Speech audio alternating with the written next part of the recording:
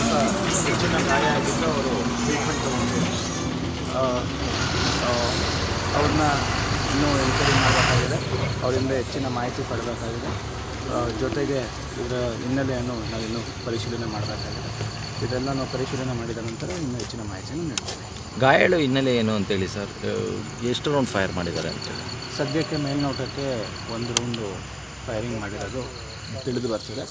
ಅದು ಏನು ಡ್ರೈವರ್ ಇದ್ದಾರೆ, ಅವರು ಡ್ರೈವರಿನ ಮಾಹಿತಿ ಪ್ರಕಾರ ಅವರೂ ಕೇವಲ ಒಂದು ದೊಡ್ಡ ಶಬ್ದ ಕೇಳಿಸ್ತು ಅಂತ ಅವರು ಮಾಹಿತಿ ನೀಡಿದ್ದಾರೆ.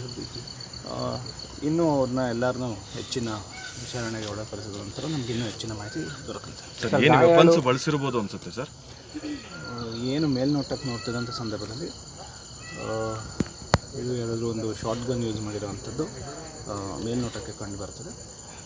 ಬಟ್ ನಮ್ಮ FSL ಟೀಮು ಅವರೆಲ್ಲ ಬಂದಿದ್ದಾರೆ, ಅವ್ರು ಏನು ಮಾಹಿತಿ ಕೊಡ್ತಾರೆ ಅದರ ಮೇಲೆ ನಾವು ನಂತರದಲ್ಲಿ ನಮಗೆ ಇನ್ನೂ ಹೆಚ್ಚಿನ ಮಾಹಿತಿ ದೊರಕುತ್ತೆ. ಸರ್, ಕಾರಲ್ಲಿ ಎಷ್ಟು ಜನ ಇದು ರಿಟರ್ನ್ ಫೈರ್ ಏನಾದ್ರು ಆಗಿದೆ ಅಂತ ಬಂದು ಏನಾದರೂ ಮಾಹಿತಿ ಇದೆ ಅದ್ರ ಬಗ್ಗೆ ಇನ್ನೂ ಹೆಚ್ಚಿನ ಮಾಹಿತಿ ಕಲೆ ಹಾಕಬೇಕಾಗಿದೆ.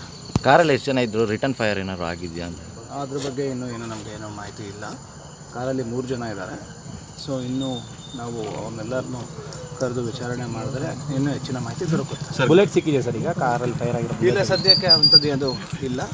ಇನ್ನೂ ಸಂಪೂರ್ಣವಾಗಿ FSL ಟೀಮ್ ಬಂದು ಅದನ್ನೆಲ್ಲ ನಾವು ಸಂಪೂರ್ಣವಾಗಿ ಅವರು ಚೆಕ್ ಮಾಡಿದ ನಂತರ ನಮಗೊಂದು ಕ್ಲಾರಿಟಿ ಸಿಗುತ್ತೆ. ಸರ್, ಗಾಯಾಳು ಸರ್, ಅವರು ಏನಾದ್ರು ಗನ್ಮ್ಯಾನ್ ಹೊಂದಿದ್ರು ಸರ್? ಆ ಗನ್ಮ್ಯಾನ್ ಇದ್ರೆ ಸರ್ ಅವ್ರಿಗೆ ಸೆಕ್ಯೂರಿಟಿ, ಪ್ರೈವೇಟ್ ಸೆಕ್ಯೂರಿಟಿ ಇದ್ದಾರೆ, ಅದ್ರ ಬಗ್ಗೆ ಹೆಚ್ಚಿನ ಮಾಹಿತಿ ಪಡಬೇಕು. Okay, thank you.